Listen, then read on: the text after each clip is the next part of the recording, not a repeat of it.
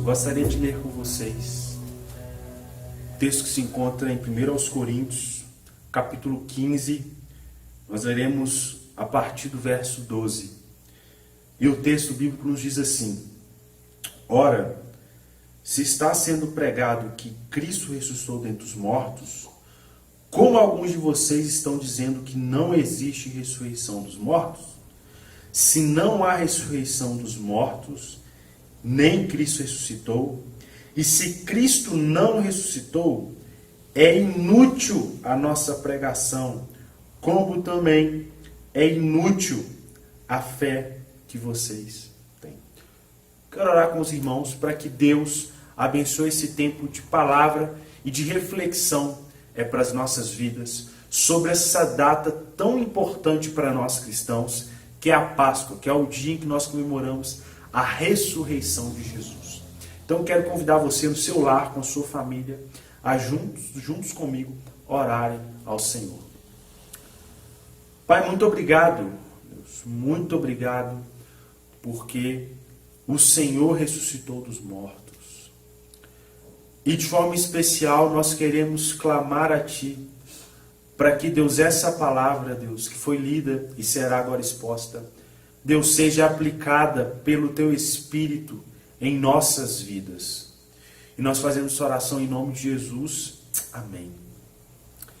Irmãos, Paulo diz que se Cristo não ressuscitou, a nossa fé é inútil. Ou seja, em vão é a nossa fé. E eu gostaria de pensar e refletir com os irmãos hoje, por que a ressurreição de Cristo é tão importante para a nossa fé e por que ela é um ponto central na nossa crença. Tudo isso a partir de uma teologia bíblica, né, da morte e da ressurreição de Jesus. Eu gostaria de suscitar com os irmãos aqui alguns pontos, para ser mais preciso, 3 grandes pontos sobre o porquê que a morte de Jesus e sua ressurreição são tão importantes para nós, e nós vamos refletir um pouquinho sobre isso. Primeiro, irmãos, nós que somos pastores, muitas das vezes nós somos questionados com a seguinte questão: como que um Deus bom e um Deus todo-poderoso pode permitir, pastor, que eu, minha família e meus amigos sofram? Será que esse Deus é um Deus que não tem nenhuma empatia com a gente? É um Deus apático? É um Deus que não está interessado em nós? É um Deus que está distante? É um Deus que não tem de alguma forma sentimentos? Porém, a morte de Jesus nos diz o contrário sobre isso. Um dos pontos mais belos da fé cristã, na resposta para o sofrimento, é que o próprio Deus, na pessoa de Jesus, em sua encarnação, Ele padece de todos os nossos sofrimentos. Se você olha a trajetória de Jesus, você vê muitas alegrias. Você vê Jesus festejando, comemorando, participando de muitas alegrias que nós, seres humanos, humanidade, passamos aqui na nossa caminhada, aqui na Terra. Da mesma forma, nós vemos também Deus, na pessoa de Jesus, Filho de Deus encarnado, passando também muitos sofrimentos. Por exemplo, João capítulo 1, você vê ali um dos que seriam posteriormente discípulos de Jesus. Quando é dito que Jesus era o Messias, ele vira e diz assim: olha, pode vir algo bom da Galileia, de Nazaré, daquela região? Jesus estava sofrendo ali um certo tipo de preconceito por sua origem, uma espécie de racismo. Se observa o restante da caminhada de Jesus, você vê Jesus sendo traído por um amigo. Você observa Jesus sendo humilhado, Jesus sendo perseguido por outras pessoas, Jesus sendo torturado. E o ápice do seu sofrimento, que é a morte. Nós não fomos feitos para morrer. A gente vê que a consequência lógica do pecado, segundo Deus diz lá no Gênesis, é a morte. Que talvez seja o maior sofrimento do ser humano. Deus padece desse sofrimento, mostrando que Deus não está indiferente ao nosso sofrimento. Deus, ao ver o nosso sofrimento, ele veio ao encontro dele. Porém, a morte diz sobre essa empatia de Deus em vir e sofrer conosco. A ressurreição, de alguma forma, aponta para algo que talvez seja ainda mais belo. A ressurreição de Cristo é a certeza e a convicção que nós temos. É a garantia de que nós temos. De que um dia nós não iremos mais sofrer. Deus na morte prova que Ele não está indiferente ao nosso sofrimento e se entrega e sofre conosco, participa da nossa dor. Na ressurreição, Ele é como se Ele estivesse apontando e estivesse garantindo para nós: um dia vocês não irão sofrer mais. Assim como Paulo, no decorrer desse texto que nós lemos de 1 Coríntios 15, vai dizer, né, porque a ressurreição aponta que aquilo que é corruptível, ou seja, aquilo que está afetado pelo pecado, se tornará incorruptível. Ou seja, a ressurreição aponta para que um dia todos os efeitos do pecado serão retirados da criação. E aí, como o texto de Apocalipse vai nos dizer, Apocalipse capítulo 21, Deus enxugará dos nossos olhos toda lágrima. Não haverá mais dor nem choro, porque a antiga ordem já passou. Então a ressurreição, irmãos, aponta para algo magnífico. Talvez você está sofrendo com essa situação da Covid-19. Hoje é um dia, Páscoa é um dia de nós lembrarmos que um dia nós não sofreremos mais com doenças. Nós não sofreremos mais com nenhum mal, com ansiedade, com depressão, com nada. A ressurreição aponta para a consumação do reino de Deus. E a gente precisa se apegar nisso nesse dia. Lembrar que um dia nós não sofreremos mais. Na presente ordem em que nós sofremos, nós olhamos para a cruz e para a morte e falamos assim: olha, Deus não está indiferente ao meu sofrimento porque Ele sofreu comigo. Mas quando nós olhamos para a ressurreição, nós temos a certeza de que um dia nós não iremos mais sofrer. Outra verdade poderosa que nós podemos extrair sobre essa morte e ressurreição de Jesus é a seguinte: eu fico imaginando os discípulos diante daquela situação da morte de Jesus. Jesus já havia predito a sua morte várias vezes. Mas a impressão que nós temos em alguns momentos é que após a morte de Jesus, os discípulos eles voltam ali às suas atividades normais, né? Parece que eles ficaram de alguma forma um pouco frustrados e parece que isso veio muito por conta de uma incerteza. Ou seja, eles viam um tempo de incerteza. Ok, Jesus morreu.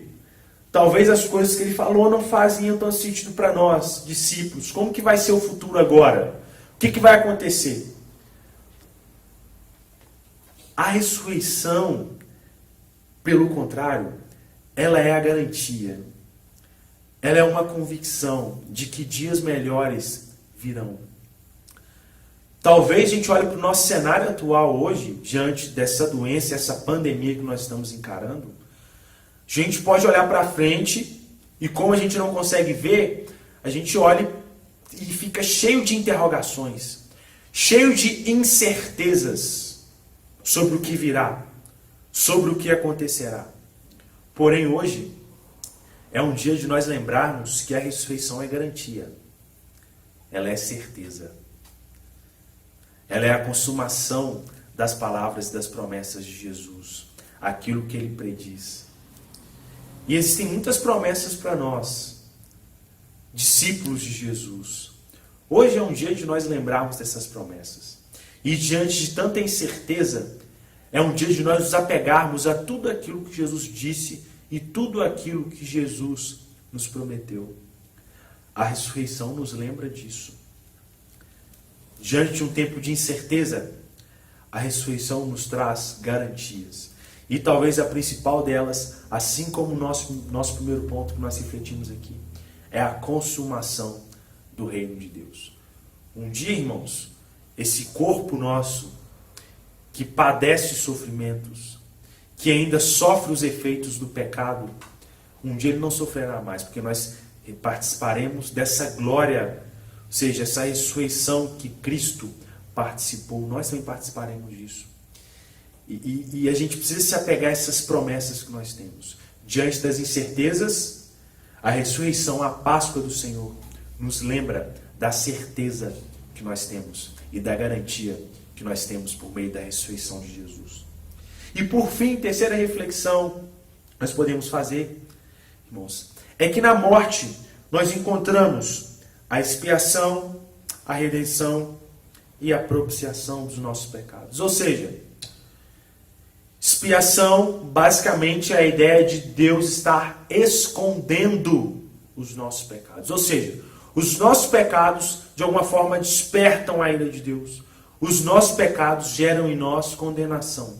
Na morte de Jesus, nós entendemos que os nossos pecados eles são escondidos, ou seja, eles são cobertos por meio da morte de Jesus. Redenção, porque naquele momento da morte, Jesus estava pagando o preço. Nós sabemos que essa palavrinha redenção, ela aparecia no contexto ali, né, de negociação de escravos. Quando alguém via um escravo, pagava o preço por aquele escravo e dava para ele a sua carta de liberdade. Na morte de Jesus, Cristo estava pagando todo o preço ao Pai pelos nossos pecados. O preço que nós deveríamos pagar e que para nós seria impossível de pagar, o próprio Deus providenciou Jesus, né, se encarnou em Jesus para pagar o nosso preço a Ele mesmo, para nos livrar dele próprio. E a propiciação pelos nossos pecados. O que é essa propiciação pelos nossos pecados, irmãos? Significa que toda a ira de Deus que deveria estar sobre nós por causa do nosso pecado foi derramada sobre Cristo na sua morte e na sua morte ali na cruz. Por isso, quando ele estava na cruz, ele dizia: Deus meu, por que me desamparastes? Naquele momento, toda a ira de Deus estava sendo derramada sobre Jesus Cristo. Na cruz, nós encontramos toda a remissão dos nossos pecados. Porém, irmãos, por mais que os nossos pecados estão escondidos diante de Deus, por mais que agora toda a ira de Deus pelos nossos pecados foi derramada sobre Jesus, e por mais que Jesus já pagou o preço por todos os nossos pecados, os do passado, os do presente e os do futuro, nós ainda sofremos os efeitos desse pecado. Nós ainda convivemos com essa natureza e essa inclinação para o pecado. Nós ainda lutamos contra o pecado que nós sabemos que ofende o nosso Criador. Porém, a ressurreição é a plenitude. Ou seja, a morte aponta para a expiação, para a redenção e para a propiciação. A ressurreição aponta para a plenitude. Nós já recebemos todos esses benefícios, já estamos salvos por meio da morte de Jesus. Porém, nós ainda lutamos contra o pecado. Nós ainda não encontramos a plenitude, que é quando nós não mais lutaremos contra o pecado, porque seremos plenos. É o que, torno a dizer, é o que Paulo diz do incorruptível. Nós precisamos ansiar por essa plenitude. Um dia em que nós não mais ofenderemos o nosso Criador. E isso, irmãos, nos chama a uma vida de santidade aqui e agora. A ressurreição nos chama a já começar a experimentar dessa plenitude que nós experimentaremos na nossa vida, no nosso ser, na nossa identidade, aquilo que nós somos, imagem e semelhança de Deus. Nós precisamos começar a experimentar e viver isso aqui e no presente tempo. E a ressurreição nos dá esperança e nos garante que nós alcançaremos essa plenitude em Deus. Imagina só, irmãos, a gente sofre aqui sem a certeza de que um dia nós não sofreremos mais, de que Deus não fará novo todas as coisas, sobretudo o nosso ser, o ser humano, né, que é o que aponta a ressurreição. Imagina se diante de muitas certezas da vida, nós não tivéssemos nenhuma certeza e nenhuma garantia. Imagine, irmãos, se mesmo tendo a expiação, a redenção e a propiciação e toda aquela obra que aconteceu na morte, nós não tivéssemos a garantia da plenificação de tudo isso. Se nós não tivéssemos isso, certamente nossa fé seria em vão. Por quê, irmãos? Toda a obra de redenção seria incompleta. A ressurreição de Jesus é a plenitude da redenção de Deus, porque aponta para o dia em que Jesus, o próprio Cristo ressurreto, voltará e fará novas todas as coisas. E nós ressuscitaremos e seremos plenos nele. Ressurreição fala sobre esperança. E eu quero que você nessa noite pense sobre a esperança que você tem. E como essa esperança tem feito diferença na sua vida. Será que isso é algo que está somente na sua compreensão e no seu intelecto? Ou será que isso já está tão forte na sua compreensão que caiu para o seu coração e essa esperança faz parte da sua vida? Ressurreição diz sobre esperança. Nós vamos orar por isso, para que essa esperança faça diferença em nossas vidas. Pai, muito obrigado pela sua palavra, tão abençoadora em nossas vidas, Deus. Muito obrigado, Deus, não só pela morte de Jesus, mas também por sua ressurreição, Deus, que é tão importante para nós, Deus. E é por ela que, Deus, a nossa fé não é vã, não é inútil. Porque nela, Deus, nós temos certezas e garantias, Deus. Eu oro para que essa esperança não fique só no campo do nosso intelecto, mas caia, Deus, para o nosso coração. Deus, que essa compreensão caia, Deus, para o nosso aspecto mais fundamental, Deus, das nossas afeições, Deus, mais profundo das nossas afeições. A fim, Deus, de que essa esperança, Deus, de que essa doutrina da ressurreição faça, Deus, uma diferença, Deus, em nossa forma de viver, em nossa forma de caminhar. Em nome de Jesus, Deus, que o Senhor abençoe nossa caminhada, que o Senhor abençoe esse tempo nosso de quarentena. Deus, que o Senhor nos dê força, Deus, e sabedoria para administrar essas situações. Deus, sempre com a esperança do que virá, da plenitude que virá, Deus. Porque Jesus Cristo ressuscitou, nos dando a garantia de que um dia também nós ressuscitaremos e que todas as coisas serão novas. É a oração que nós fazemos em nome de Jesus. Amém. Meu querido irmão, que Deus abençoe a sua semana. Você tem uma semana abençoada e agraciada pelo Senhor. E tente durante a semana, agora posterior à Páscoa, lembrar dessa esperança que nós temos em Cristo Jesus. Deus te abençoe, abençoe você e toda a sua família reunida.